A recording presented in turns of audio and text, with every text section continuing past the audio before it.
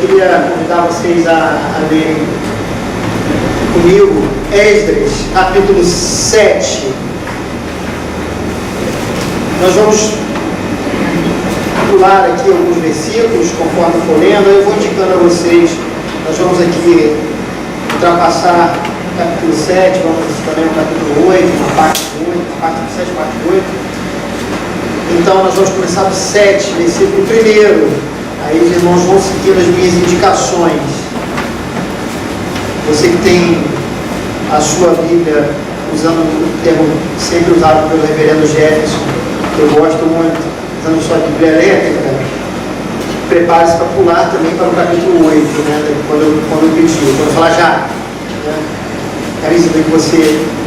Não, se eu falo no começo do culto, no meio do culto eu não falo, porque eu pedi para você ficar de pé. Mas é força do ar, você pode ficar sentado. Né?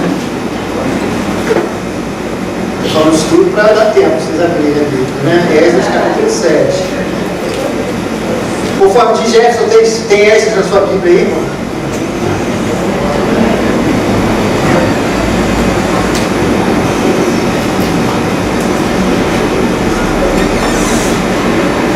Então tá, Esdras capítulo 7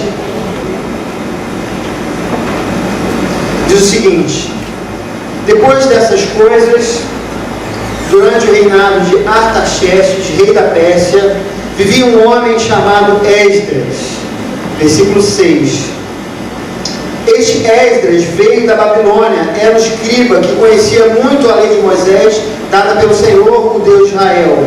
O rei lhe concedera tudo que ele tinha pedido, pois a mão do Senhor, o seu Deus, estava sobre ele. Alguns dos israelitas, inclusive sacerdotes, levitas, cantores, porteiros e servidores do templo, também foram para Jerusalém no 7º ano do reinado de Artaxerxes.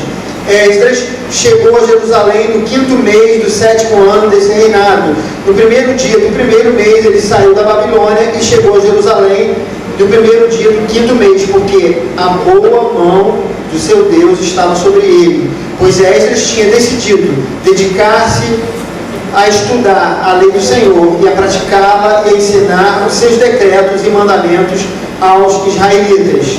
Capítulo 8, versículo 15.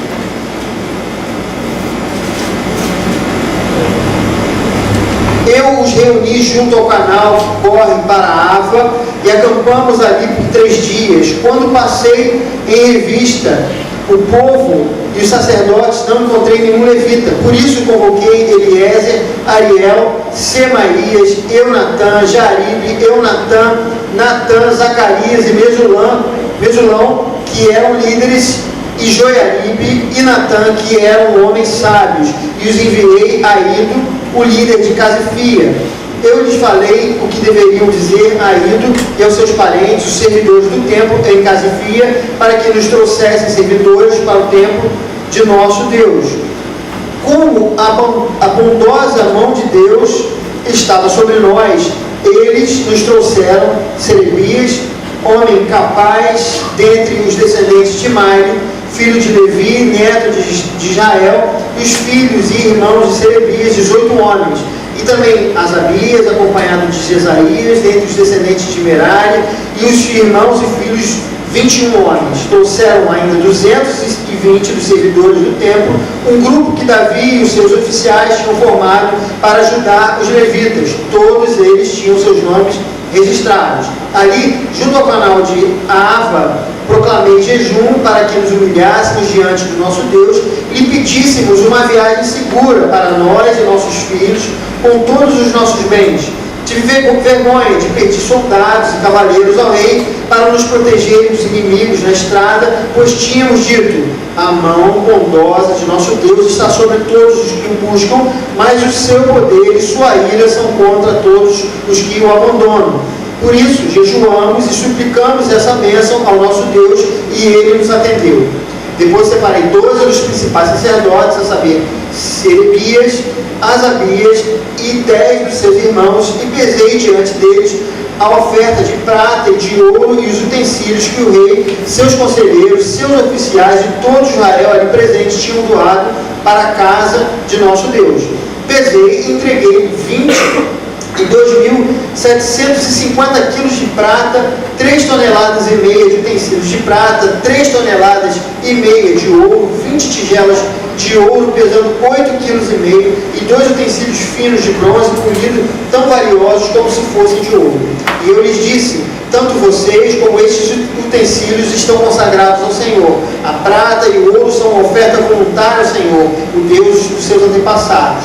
Guardem-nos bem até que os pesem nas salas do templo do Senhor em Jerusalém, diante dos sacerdotes principais, dos levitas e dos chefes das famílias de Israel. Então os sacerdotes e os levitas receberam a prata, o ouro e os utensílios sagrados, depois de pesados, para levá-los a Jerusalém, ao templo do nosso Deus. No 12º dia do primeiro mês, nós partimos do canal de Ahava e fomos para Jerusalém. A mão do nosso Deus esteve sobre nós e Ele nos protegeu do ataque de inimigos e assaltantes pelo caminho. Assim chegamos a Jerusalém e ficamos descansando 3 dias. No 4º dia, no templo do nosso Deus, pesamos a prata, o ouro e os utensílios sagrados e os demos a Meremote, filho do sacerdote Urias. Estavam com ele Eleazar, filho de Finéias, e os levitas Josadab, filho de Jeú, e Doadias, filho de Binui. Tudo foi contado e pesado, e o peso total foi registrado naquela mesma hora. Então os exilados que tinham voltado do cativeiro sacrificaram holocaustos ao Deus de Israel. 12 touros em favor de todo Israel, 96 carneiros, 77 cordeiros, e como oferta pelo pecado 12 bodes, tudo oferecido como holocaustos ao Senhor.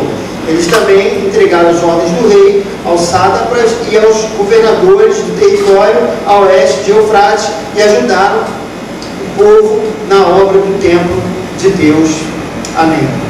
Oremos. Senhor, pedimos que o Deus que inspirou essas palavras aos autores esteja hoje presente conosco, iluminando o nosso entendimento, para que a Tua palavra faça, Senhor Deus, a mudança em nós, aquela mudança necessária, que venha de Ti essa transformação, porque precisamos dela. É o que nós pedimos, no nome de Jesus. Amém.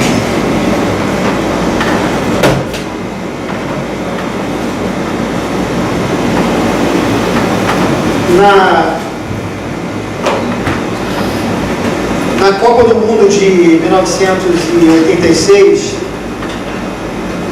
Maradona, ele fez um gol que ficou muito famoso, que foi contra a Inglaterra. Esse gol ficou conhecido como La Mano de Dios. Ele, ao tentar cabecear a bola, a cabeça dele não chegou exatamente na bola, então ele usou a mão, ludibriou a arbitragem, com a mão e fez o gol. Ao sair, no gramado, ele foi perguntado pelo repórter se o gol que ele havia feito, se ele tinha usado a mão. Ele disse o seguinte: "Lo marqué um pouco com a cabeça e um pouco com la mano de Deus." Ou seja, eu marquei um pouco com a cabeça e um pouco com a mão de Deus. Os argentinos, nessa época, eles estavam doídos, porque a Guerra das Malvinas, ela tinha acabado de acontecer. O sentimento dos argentinos era um sentimento de revanche, já que eles foram humilhados na guerra. Agora eles humilhavam os ingleses no campo de futebol. Para os argentinos, o gol de Maradona era a mão de Deus retribuindo as atrocidades feitas pelos ingleses ao seu povo. Era uma espécie de vingança, de peso da mão de Deus na pátria deles. Quando nós falamos sobre a mão de Deus, muitos significados estão associados a essa expressão. Se a gente vai no Antigo Testamento, a gente vê que levantar a mão, isso podia ser símbolo de violência, mas também podia ser símbolo de súplica. Esse gesto também podia significar atitude ou ação. Quando dois homens, também no Antigo Testamento, eles davam as mãos, eles estavam também ratificando um acordo. Levantar uma das mãos, como se faz até hoje nos tribunais, né?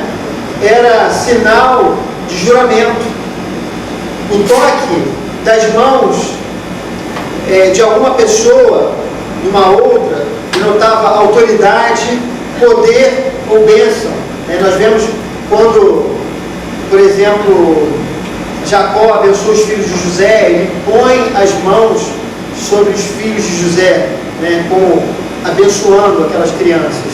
No Novo Testamento nós vemos esse mesmo toque, esse usar das mãos também, quando o Espírito Santo era comunicado, né, através da imposição de mãos na vida de um discípulo, de um apóstolo, de uma pessoa, né?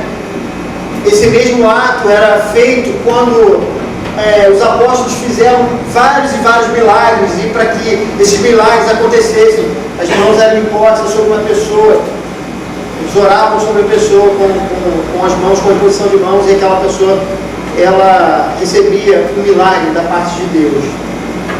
Esse texto, irmãos, ele nos fala sobre, também sobre a mão de alguém, mas não é a mão de um homem, mas a mão de Deus que abençoava e guiava Esdras naquele momento crítico da história de Israel.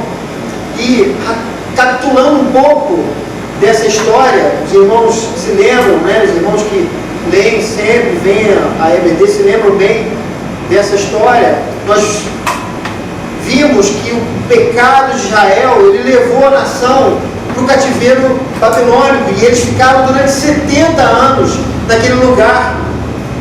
E depois desses 70 anos, algo que tinha sido profetizado por vários e vários profetas, eles voltaram para reconstruir a nação. E essa reconstrução nesse período histórico que está ali contido no livro de Esdras e Neemias, ele aconteceu em 3 etapas. A primeira etapa foi com Zorobabel, que reconstruiu o templo do Senhor. A segunda etapa foi com o próprio Esdras, e a terceira etapa foi com Neemias, que reconstruiu os muros. A gente precisa se lembrar que Jerusalém, ela tinha sido abandonada, tinha sido depenada, ela tinha sofrido 3 cercos e tinha sido completamente destruída pelos babilônios. Os mais fortes daquela nação, os mais sábios, os mais capazes, eles foram levados de Jerusalém para o cativeiro, dentre eles Ezequiel, assim como também Daniel e outras pessoas que eram pessoas que se sobressaíam entre os judeus. Eles foram levados cativos para aquele lugar. Só havia ficado um pequeno contingente desarticulado de israelitas na terra, e muitos estrangeiros que, vendo a oportunidade, já que já não havia muros, já não havia portões, eles viram a oportunidade de morar em Jerusalém durante aquele período que a cidade estava desguarnecida. E por ordem de Ciro, 70 anos depois, né, chefiado por Zorobabel, junto de Jesus, o sumo sacerdote, eles voltaram para reconstruir o templo, já que o povo de Israel tinha começado no Sinai, no templo, nas instruções do templo que Deus tinha dado a Moisés. Agora o recomeço estava também no templo ali junto de Zorobabel. A geração de Zorobabel, ela deu conta de sua missão e o templo foi reconstruído.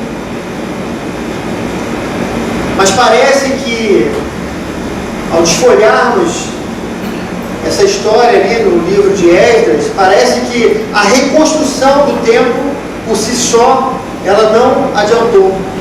Isso porque Israel, para que Israel voltasse a ser o que era necessário mais do que apenas reconstruir o templo.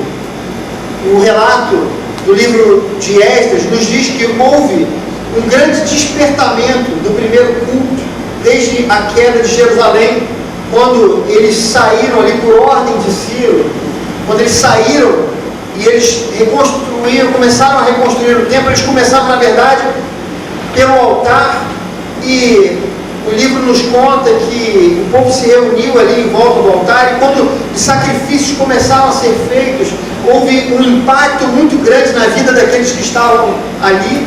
Os mais velhos, eles começaram a chorar, um choro muito forte, muito alto, porque eles se lembraram da glória do templo de Salomão antes daquela destruição, antes de Jerusalém estar completamente destruída.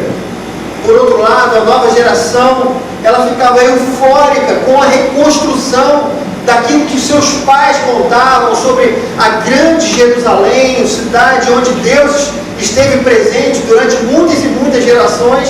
Então aquela geração de jovem que chegava pela primeira vez em Jerusalém começava a chorar, mas não de tristeza, de alegria por aquele ato, e uma grande confusão aconteceu ali, uma grande mistura de emoções, de choro, de tristeza e muita alegria. E conforme diz o livro, isso se ouviu por uma grande distância. E apesar desse ato, desse despertamento no primeiro culto, a obra, ela parecia de alguma forma estar incompleta. Eles pareciam ter, assim que o templo ficou pronto, ali uns 20 anos aproximadamente depois desse reinício, parece que eles entraram numa espécie de um platô, de uma liturgia, de uma letargia de objetivos, uma confortável e perigosa comodidade. Surge então Esdras na história. Ele era o homem certo, no lugar certo para esta obra. Ele era alguém que tinha decidido estudar, ensinar e praticar a lei do Senhor para os seus irmãos. Diferente de Zorobabel e Neemias, a missão de Esdras era outra, completamente diferente. Zorobabel, ele veio reconstruir o templo. Neemias, ele veio reconstruir o muro. Esdras, ele veio fazer a reconstrução da cidadania. De que adiantaria muros ou templo se o povo não vivesse a essência daquilo que era o propósito da existência de Israel? Afinal, a identidade nacional não estava na terra, mas na obediência aos mandamentos de Deus. Por isso, Deus escolheu alguém versátil, uma pessoa talhada para essa missão. Não seria Zorobabel, pois os dons deles eram bem diferentes. Dons referentes à reconstrução do templo.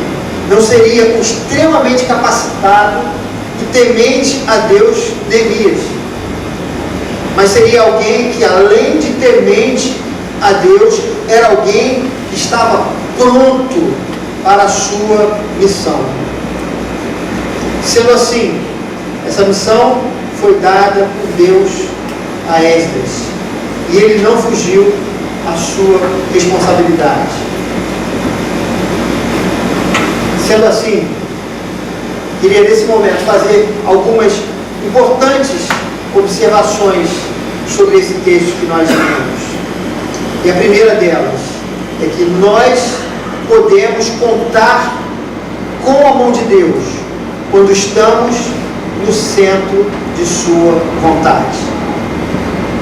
O que nós percebemos quando nós lemos essa história é que há um propósito claro na vida de Esdras, de Zorobabel e de Neemias, que é um propósito nacional e temporal, que é a reconstrução da cidade. Eles tinham essa missão, eles queriam fazer, eles se esforçaram para que isso de fato acontecesse. Mas há um propósito por trás disso, um propósito espiritual. Afinal, palco, Jerusalém, seria o local, o lugar onde Jesus Cristo ele viria na plenitude dos tempos. Nesse momento, o mundo começava a se ajeitar, a se contorcer para que ele estivesse pronto para a vinda de Jesus Cristo. Eles não tinham ideia do que estava por acontecer, eles não tinham noção do que era Jesus Cristo, do que representava Jesus Cristo para a humanidade, mas eles eram movidos pelo propósito que estava à frente deles, que eles podiam ver. Mas existia um muito mais importante por trás. O livro de Esdras e Neemias, por várias vezes, ele nos fala que a mão de Deus estava com eles. E por isso, eles conseguiram os favores dos reis. A jornada, apesar de perigosa, ela era trilhada sem dificuldades por eles. Era uma jornada longa. Se fosse numa linha reta da Babilônia a Jerusalém, era por volta de 800 quilômetros, mas é claro que não era possível ir numa linha reta, então eles caminharam por volta de 1.400, quase 1.500 quilômetros. E tudo certo. O templo foi construído mesmo tendo uma ferrenha oposição. Os muros foram reconstruídos mesmo com o perigo da vida dos trabalhadores, com metade do contingente necessário e em apenas 52 dias. E apesar de todos os empecilhos, a mão de Deus sempre esteve presente com eles. De certa maneira, nunca poderemos compreender na totalidade o que Deus quer fazer através de nós. Deus tem os seus propósitos e mistérios. Mas, se estamos no centro da vontade de Deus, Deus, em primeiro lugar, estará contigo. Você terá a nítida sensação da condução divina em sua vida. Em segundo lugar, as portas que precisam ser abertas serão abertas. As que precisam ser fechadas, elas serão fechadas. Em 1992, um tempo atrás, eu recebi uma proposta muito boa de trabalho. Não era uma proposta no Brasil, eu não estava minimamente preparado, eu não esperava aquela proposta. E foi bem interessante como as coisas foram acontecendo. Simplesmente, dentro de 15 dias, eu tinha 15 dias para viajar, dentro de 15 dias as coisas foram aparecendo e surgindo, e eu fui dando conta de tudo. E o desafio final era o desafio do consulado. A gente vivia um momento no Brasil da hiperinflação. Era o finalzinho desse período, a gente não sabia, a gente achava que a gente ia viver, né, naquela terrível inflação pro resto da vida, né? Mas a gente vivia naquele período de hiperinflação. Havia um êxodo enorme de brasileiros, muitos deles, né, mineiros, iam para os Estados Unidos, né? Então havia assim uma porta completamente fechada na embaixada. E apesar de eu ter toda a minha documentação e tudo certo, eu sentei lá no dia que estava marcado para eu ir, várias pessoas à minha frente assim, e aí tinha ali duas pessoas, né, duas consulezas fazendo a entrevista com cada pessoa, e a gente ficava ali, a gente via as entrevistas sendo feitas, né, e a única palavra que eu ouvia era a seguinte: você não está apto a entrar nos Estados Unidos. Era a única coisa que eu ouvia. Aí a outra pessoa, ela conversava, você não está apto a entrar nos Estados Unidos. E aí eu estava lá e a fila ia ficando cada vez, né, menor, e ia chegando a minha vez, e você não está apto a entrar nos Estados Unidos. E foi indo, eu falei, meu Deus do céu, eu tinha 22 anos de idade, só que para quem me conheceu na época, eu tinha 22 anos, mas eu aparentava 16, né? Quem me conheceu sabe disso, né? Eu não tinha nenhum trabalho fixo aqui, eu não era casado, eu tinha tudo de ruim. O certo ali era eu tomar um não, né, naquela situação. E foi chegando a minha vez, e quando chegou a minha vez de ser atendido, né, eu não fui chamado por aquela pessoa, mas eu fui chamado por uma outra que atendia de forma muito mais lenta as outras pessoas. E aí eu fui até ela recebeu minha documentação, possa parecer, eu fiquei com uma tranquilidade incrível, e aí eu comecei a falar, ela começou a me perguntar, eu fui dizendo, de repente quando eu vi, ela pegou o carimbo e carimbou o meu passaporte, e eu fiquei com visto, era um visto de trabalho, um visto difícil, mas isso aconteceu, foi uma experiência impressionante. Eu sei que foi a vontade de Deus, não só por esses acontecimentos, mas porque isso foi extremamente importante para mim profissionalmente, mas pessoalmente também. Eu cresci muito como pessoa, isso foi importantíssimo na minha vida. Eu precisava passar por essa experiência, e espiritualmente também foi um momento muito forte que eu tive com Deus, já que eu fiquei num país completamente distante, fora da minha família, longe dos meus irmãos, e ali eu tive muita experiência que me serve até hoje, experiências com Deus. De fato, era propósito de Deus que eu tivesse essa experiência. Então Deus estava no centro dessa situação. Quando nossa vida está no centro da vontade de Deus, podemos contar sempre com a sua mão ajudadora. Segunda observação que eu faço nesse texto: enquanto a mão de Deus estiver sobre nós, os recursos jamais faltarão. Desde que Esdras decidiu fazer a sua parte para contribuir com a reconstrução de Jerusalém, os recursos não faltaram. Lembre-se que Israel havia sido saqueada pelos babilônios. Toda a riqueza havia sido levada por Nabucodonosor. Eles agora eram uma nação pobre, paupérrima. Eles não tinham nada. A reconstrução do templo e dos muros demandava uma boa quantidade de recursos, de dinheiro. Então, Deus proveu os recursos. Na época de Zorobabel, Ciro devolveu a prata e o ouro que Nabucodonosor havia retirado do templo. No período de Esdras, ele recebeu recursos do rei e ofertas dos demais irmãos israelitas. No período de Neemias, ele recebeu uma carta do rei, dando a ele, liberando ele os recursos da floresta, para que os portões, que as cidades precisavam de muros e portões, era assim que eles se protegiam, né? Para que os portões fossem feitos, para que a cidade ficasse protegida. Se há um propósito de Deus para algo em sua vida, não fique receoso.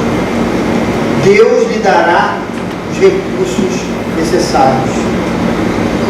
A minha avó contava uma história que já tem quase 100 anos, né?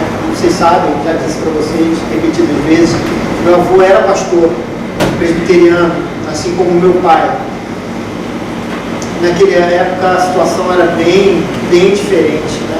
Meu avô era pastor de várias igrejas, porque não havia pastor para todas as igrejas. Então ele viajava, passava dias e dias fora de casa, né? Fazendo aquilo que o apóstolo Paulo fala, né?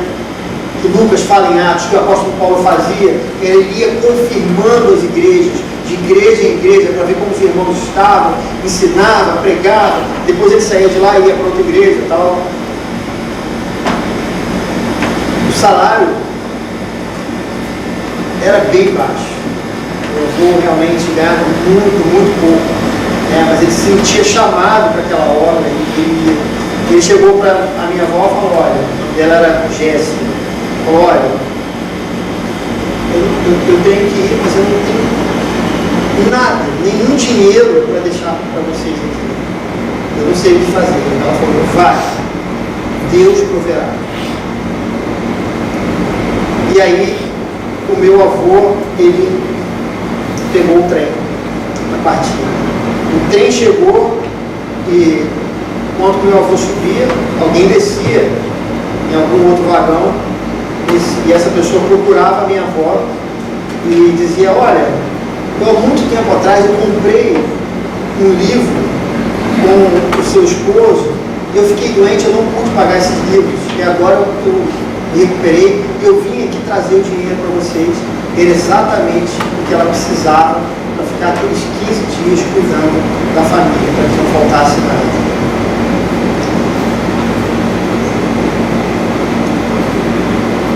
Quando estamos no centro da vontade de Deus, a mão do Senhor estará sobre nós e os recursos necessários jamais nos faltarão.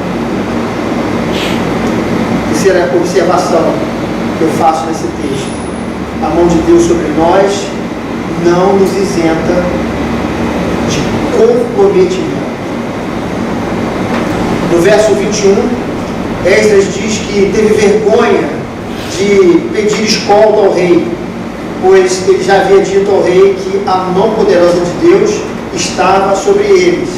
Isso talvez, demonstrasse ao rei que, se ele voltasse atrás e falasse: não, a mão de Deus está sobre nós, mas eu confio mais na sua mão, então por favor nos ajude. De alguma maneira ele viu que não seria certo ele voltar ao rei e pedir essa ajuda. Então o que ele fez? Ele convocou seus irmãos para orarem e jejuarem. Viajar na antiguidade, irmãos, não é como hoje, a gente pega aí quilômetros e quilômetros de estrada, e tudo bem, ou tudo quase bem, é um pouco perigoso, a gente não pode, melhor não viajar de noite, mas naquela época era certo, era um convite a você ser morto, a ser roubado, era certo, porque a proteção havia somente nas cidades. Fora da cidade, era terrível. As pessoas morriam por causa disso. E eles estavam, tanto quanto preocupados, porque hordas de saqueadores aguardavam essas caravanas para assassinarem os viajantes e roubarem seus tesouros. Tirando ali aquele período, anos depois da Pax Romana, do apóstolo Paulo, e outros apóstolos, onde o evangelho pôde ser pregado, porque havia paz, eles podiam circular de uma cidade para outra. Antes disso, a situação era realmente muito complicada, não havia proteção para Esdras e seus companheiros de viagem. Ele resolveu orar, jejuar e seguir adiante.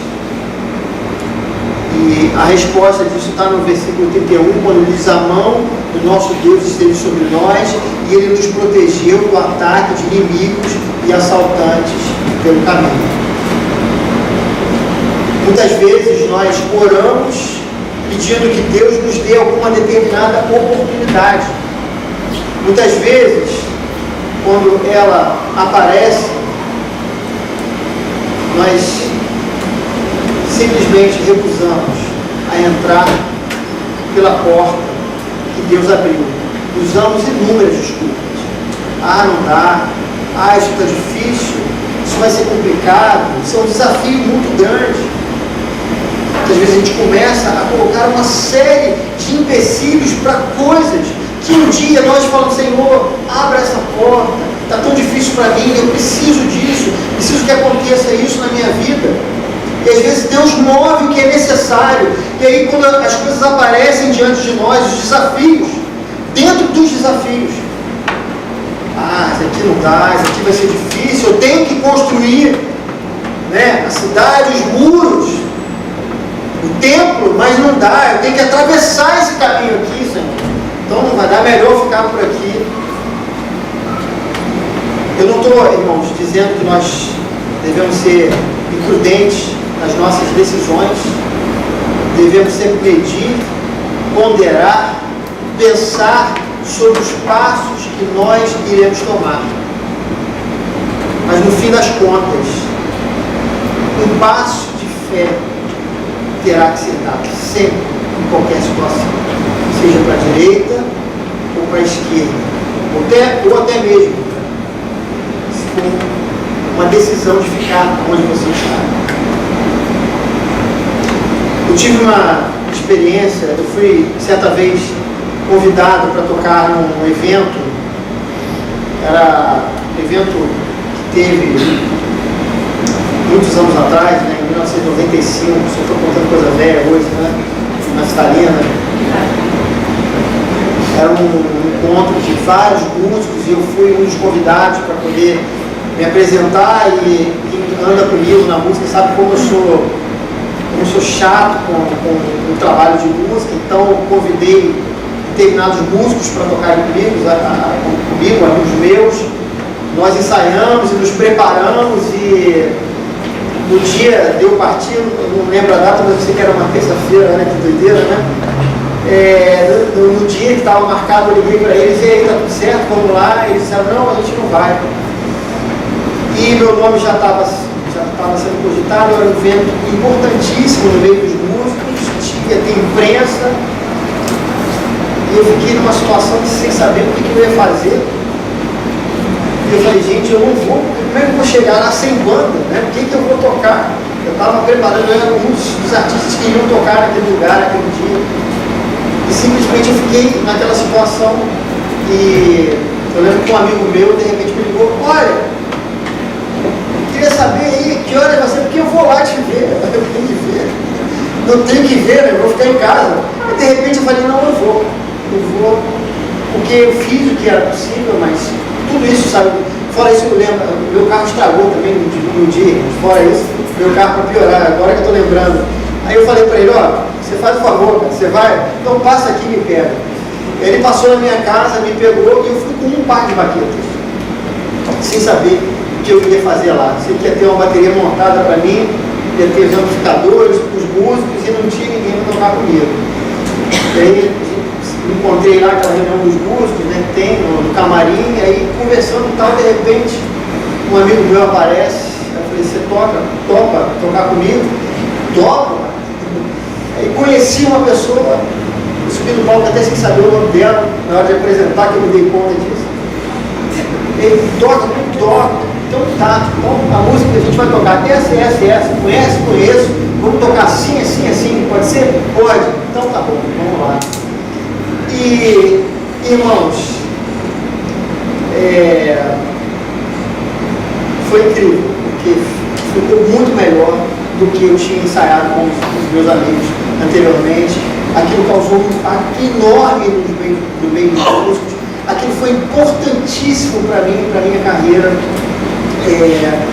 Aquilo ficou ecoando durante aquele evento, a minha performance naquele dia ficou ecoando por muitos e muitos anos, né, na vida de várias pessoas que se reportavam àquele evento, se reportavam da minha performance. Eles não tinham ideia de que a gente tinha subido no palco sem saber o que iria acontecer. E dois bateristas que hoje são pessoas que tocam com muitas pessoas conhecidas hoje, foram influenciados ali por mim e foram impactados por aquela noite que aconteceu. Eu fiz o que eu podia fazer, eu vi que a porta tinha sido aberta por Deus naquele evento, mas havia um desafio, e eu fui para lá sem saber o que aconteceria, mas fui crendo que Deus podia fazer alguma coisa. E essa foi uma das coisas mais importantes na minha vida, que eu me lembrava em determinadas situações profissionais, eu falava: Deus, Ele vai me ajudar. Durante muitos anos eu falava isso para mim: o Senhor irá me ajudar. De fato, isso aconteceu em muitas vezes. Eu tive que dar um passo de fé, tive que me comprometer. Há pouco tempo também, os irmãos sabem, né, que eu moro em outro planeta, esse planeta é chamado Marambaia. Difícil demais, né? Minha vida está em São Gonçalo, Marambaia está em outro planeta, e aquela coisa do dia a dia: leva a criança para a escola, vem para a igreja, trabalho e tal. muito difícil para a gente. E a gente, esse ano, se propôs a orar por uma casa, né, uma casa mais próxima dos nossos afazeres. Nós oramos. De repente, uma porta se abriu, a gente foi, e aí não sei, né? Eu e o Glaucio pensamos, não sei, talvez, pode ser, tal, aquela coisa. E quando a gente foi, né, a porta foi fechada, nossa cara, estava assim, pá! Uma coisa que a gente ficou assim, na hora eu fiquei um pouco assim, impactado com tudo, assim, pensativo, mas pela fé, irmãos, eu vi que Deus evitou que eu fizesse algo que não fosse de sua vontade. Nós pensamos, oramos, conversamos, fizemos a nossa parte, mas Deus fez a parte dele. Quando oramos, jejuamos, nossa vontade se alinha à vontade de Deus. É o que fala Provérbios, capítulo 16, versículo 9.